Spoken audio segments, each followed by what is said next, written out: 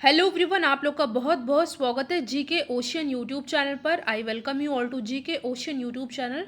और आज के इस पर्टिकुलर वीडियो सेशन में हम लोग लेखपाल एग्जाम के लिए ग्रामीण परिवेश टॉपिक की सीरीज़ को आगे बढ़ाते हुए पार्ट 5 को डिस्कस करने वाले हैं, जिसमें कुछ बहुत ही इंपॉर्टेंट 25 क्वेश्चन को डिस्कस किया जाएगा जो कि आपके आने वाले एग्जाम के लिए इंपॉर्टेंट है। देखिए, जैसा कि आपको पता है कि लेखपाल एग्जाम में मैथ्स, जीके, जीएस, हिंदी और ग्रामीण परिवेश से क्वेश्चन पूछे जाएंगे। हर टॉपिक से 25 क्वेश्चन होंगे। टोटल 100 नंबर का पेपर होगा। तो चलिए हम लोग अपना आज का डिस्कशन स्टार्ट करते हैं। वीडियो को पूरा देखिएगा क्योंकि लास्ट में मैं आपसे एक इंपॉर्टेंट क्वेश्चन पूछूंगी जिसका आंसर आपको कमेंट सेक्शन में देना होगा।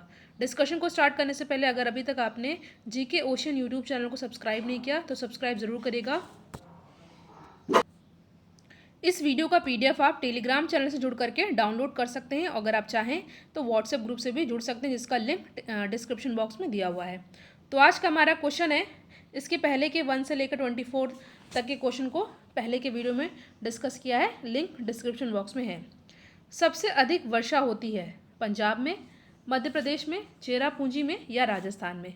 तो यहाँ पे हमारा करेक्ट आंसर हो जाएगा ऑप्शन नंबर सी, चेरापूंजी में। ठीक है, देखिए आपको पता होना चाहिए। देखिए, मध्य प्रदेश को भारत का दिल यानी कि इंडिया का सेंट्रल स्टेट भी कहा जाता है। यहाँ सोयाबीन सबसे ज़्यादा उत्पादन जो है सोयाबीन का मध्य प्रदेश में ही होता है, आपको पता है।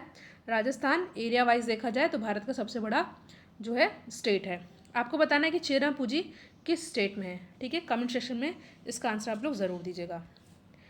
अगला क्वेश्चन है इसी से रिलेटेड, सबसे कम वर्षा किस प्रांत में होती है। सबसे कम वर्षा होती है कहाँ पर? राजस्थान में। ठीक है, ऑप्शन नंबर बी हो जाएगा हमारा करेक्ट आंसर। जैसा कि आपको पता है, उत्तर प्रदेश पॉपुलेशन की दृष्टि से, जनसंख्या के मामले में भारत का नंबर 1 स्टेट है।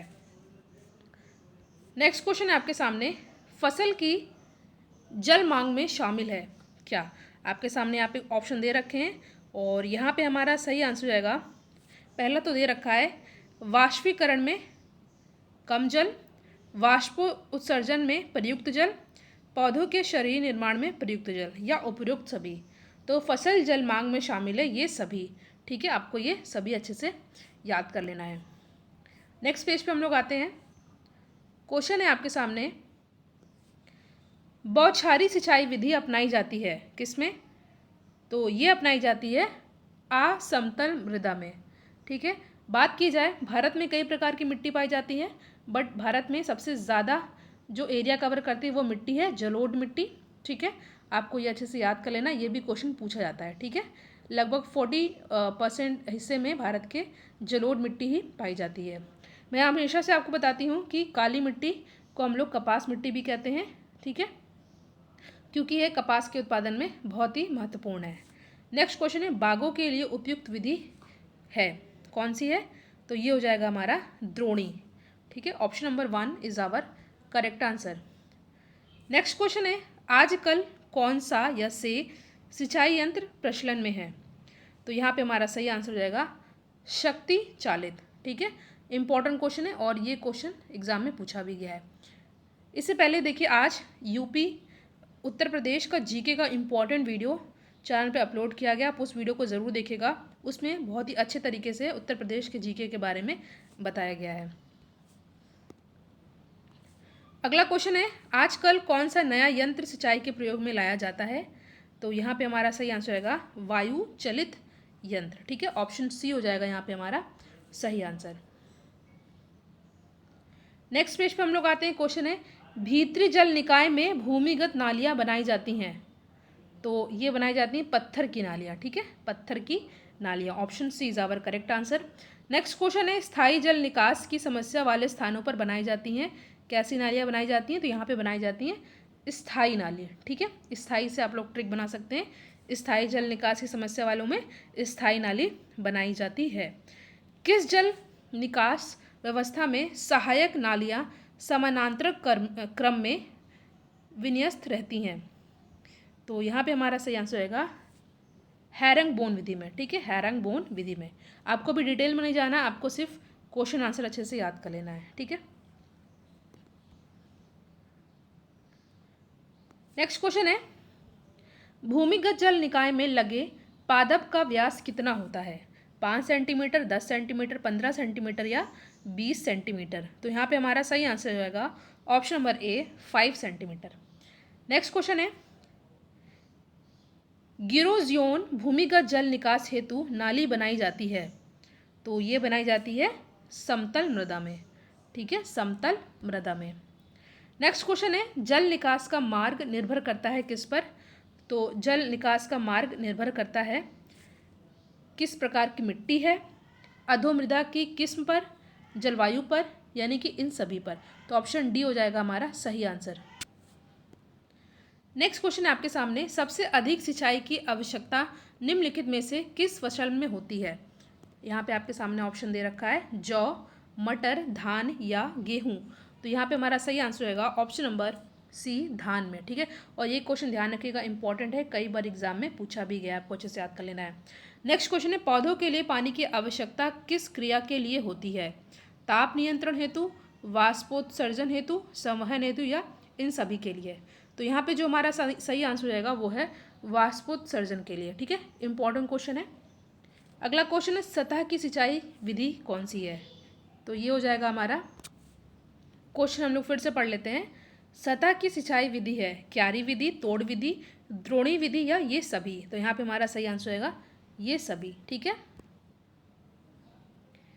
नेक्स्ट क्वेश्चन है, बलुई मृदा वाले खेत में सिंचाई की जाती है, किस विधि द्वारा की जाती है। तो ये की जाती है तोड़ विधि द्वारा, ठीक है। ऑप्शन नंबर ए हो जाएगा हमारा सही आंसर, ठीक है। बलुई मृदा वाले खेत में तोड़ विधि द्वारा सिंचाई की जाती है। अगला क्वेश्चन है आपके सामने, भूमिगत जल निकास उपयोगी होता है। तो ये होता है किस लिए उपयोगी। देखिए, ये क्वेश्चन का आंसर आप लोग कमेंट सेक्शन में दीजिएगा, इंपॉर्टेंट क्वेश्चन है। इस क्वेश्चन को अगर आपको नहीं आएगा तो मैं नेक्स्ट वीडियो में ज़रूर डिस्कस करूँगी, क्योंकि मैंने आपसे कई बार डिस्कस भी किया हुआ है। तो भूमिगत जल निकास उपयोगी होता है, इसका आंसर आप लोग कमेंट सेक्शन में दीजिएगा। नेक्स्ट क्वेश्चन है, पंप सेट का कार्य क्या होता है। तो पंप सेट का कार्य क्या होता है, कुएं का पानी खेत तक पहुंचाना, नहर का पानी खेत तक पहुंचाना, खेत तल तक पहुंचाना सॉरी, एंड नदी का पानी खेत तल तक पहुंचाना। तो पंप सेट का कार्य होता है तीनों ही, ए बी सी तीनों ही होता है। तो ऑप्शन नंबर डी हो जाएगा यहाँ पे हमारा सही आंसर। इस क्वेश्चन को आप अच्छे से याद कर लीजिएगा, ये भी क्वेश्चन इंपॉर्टेंट है। द्रोणी विधि द्वारा किस फसल की सिंचाई की जाती है। आपके सामने चार ऑप्शन है, गेहूं, चना, धान या आम। तो द्रोणी विधि द्वारा सिंचाई की जाती है किसकी, ये की जाती है आम की, मैंगो की। Option number D is our correct answer. Same question repeat हो गया है, द्रोणी विधि द्वारा आम फसल की सिंचाई की जाती है। पंप एवं उसे चलाने वाले यंत्र को संयुक्त रूप से क्या कहा जाता है, इंजन, पंपिंग सेट, मोटर या इनमें से कोई नहीं। तो यहाँ पे हमारा सही आंसर होगा पंपिंग सेट। आसान प्रश्न है। निम्नलिखित में से किस प्रदेश में सिंचित क्षेत्र अधिकतम है। तमिलनाडु, हरियाणा, पंजाब या उत्तर प्रदेश। तो यहाँ पे हमारा सही आंसर होगा उत्तर प्रदेश, ठीक है। ये क्वेश्चन उत्तर प्रदेश के जीके सेक्शन में भी पूछा जाता है, तो इम्पोर्टेंट है ये, ठीक है। नेक्स्ट क्वेश्चन है, ड्रिप या ट्रिकल सिंचाई विधि अति उत्तम है, किस टाइप की मिट्टी के लिए होती है ये अति उत्तम। तो यहाँ पे हमारा सही आंसर होगा option number B, which is बलुई या रेतीली मृदा के लिए, ठीक है। Option number B is our correct answer. Question है, उपलब्ध मृदा जल निम्न में से किसी एक में रहता है। तो इस क्वेश्चन का हमारा सही आंसर होगा ऑप्शन नंबर बी, क्षेत्र क्षमता तथा स्थायी म्लानी बिंदु। ऑप्शन नंबर बी हो जाएगा हमारा सही आंसर। अधोपृष्ठीय सिंचाई अधिक प्रभावी होती है किसमें। तो ये अधिक प्रभावी होती है कड़ी अंतःपृष्ठीय मृदाओं में, ठीक है। ये क्वेश्चन आपको सभी याद कर लेने, सभी क्वेश्चन इंपॉर्टेंट है। नेक्स्ट क्वेश्चन है आपके सामने, भूमि का अतिरिक्त जल कृत्रिम ढंग से निकालने की क्रिया को क्या कहते हैं।